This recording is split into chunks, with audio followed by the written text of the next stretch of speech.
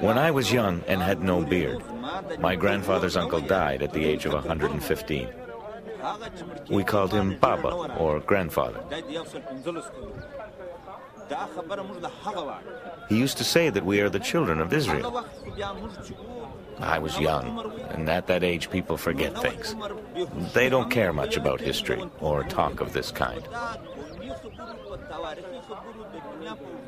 But now I would like to know, what are our origins? Where do we come from?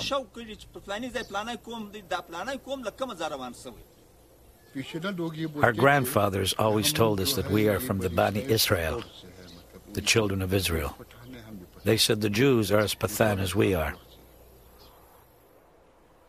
It's clear that a Judaic memory persists, but were there ever people here who openly identified with Judaism? If you look up Herat in the Encyclopedia Judaica, for example, you'll find 1 or 2 paragraphs. If you look up a Western Jewish community, you'll find pages and pages and pages. And when you look up Herat, it says the Jewish community may have been in Herat for somewhere between 1,000 and 2,000 years. They're talking about a community that lived somewhere for at least 1,000 years, and there's a paragraph or 2 on them. What does this tell us? It tells us that they're lost to our consciousness, that they've fallen off the Western radar screen.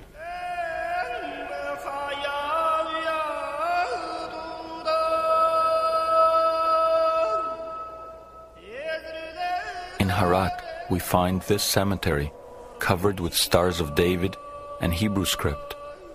For at least 1,000 years, it served one of the oldest continuous Jewish communities in the world. The Jews of Herat are no more. The last of them left in the late 1980s following the Soviet invasion.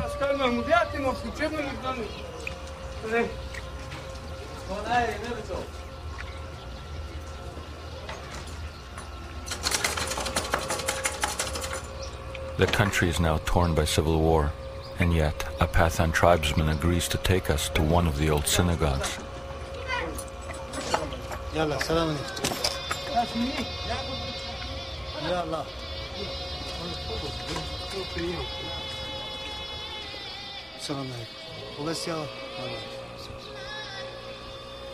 For hundreds of years, people entered this house of prayer through the grand doorways leading into its beautiful sanctuary. Today we enter through an artillery hole blasted by Soviet shells.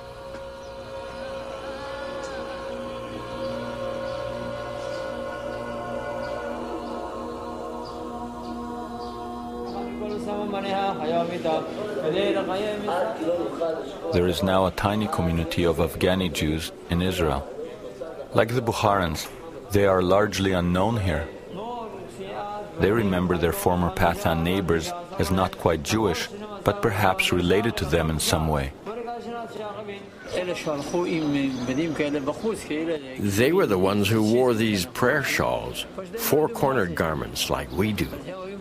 And they didn't really know what they were, and they used to be surprised to see us wearing similar things. They would say to us, "You're Jews? How could you be Jews?" They'd be surprised. I remember them coming from the border areas, from the mountains, from Pakistan, places like Jalalabad. And I remember people said that to this day they still lit candles on the Sabbath. They would put the candles under these baskets and didn't know why they were doing it. They had all these traditions they didn't know the origins of. Except they said, that is what our forefathers did. Did they think they were Jewish? They thought they were more Jewish than us.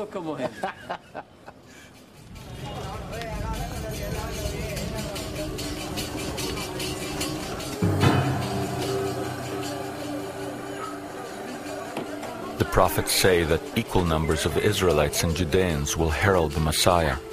Interestingly, the number of Pathans and Jews in the world is virtually identical. The prophecy also foretells that it is Menashe and Ephraim that will take the lead in the return. In India, we had encountered the Menashe. If we were right, here among the Afridi, we had come face to face with Ephraim. However, before we could accept that the end of days was upon us, we needed more proof. On the road to Armageddon, it now seemed appropriate that our journey take us through a minefield.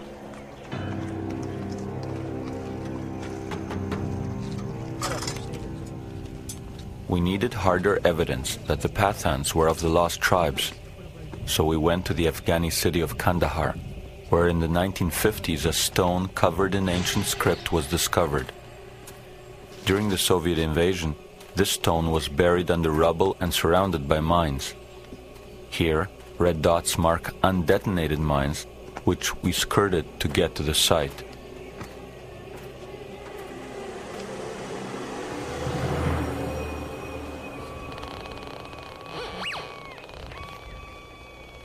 "2,300 years ago, the Buddhist emperor Ashoka put up propaganda pillars throughout his empire.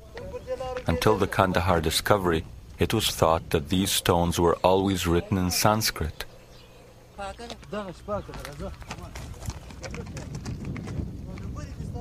But the stone buried here is written in Aramaic. In other words, the people then living here spoke in the everyday language of the Israelite tribes.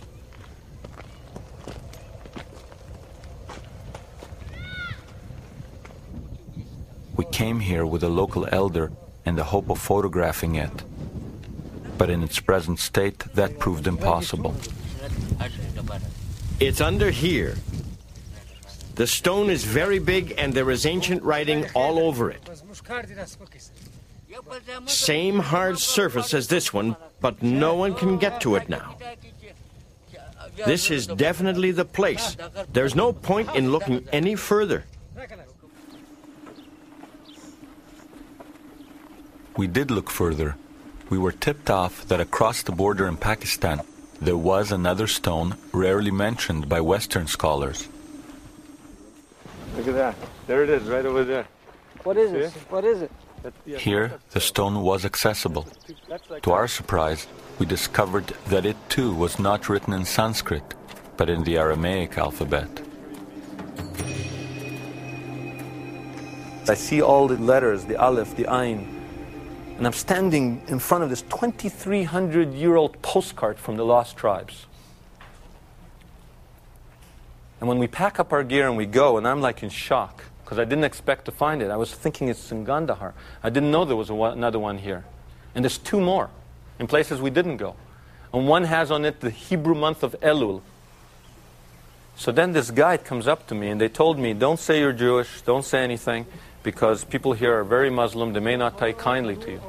So he says, why were you able to read that? And I feel, I don't want to lie to this guy.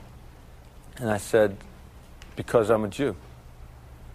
And this person, who's supposed to be my enemy, leans over with tears in his eyes, embraces me, and says, then you are my brother.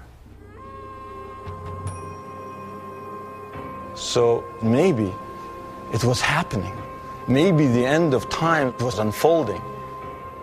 I was standing there and I got goosebumps. I said, wait a minute, is this it? Am I making a film, or am I turning into the reporter from Armageddon?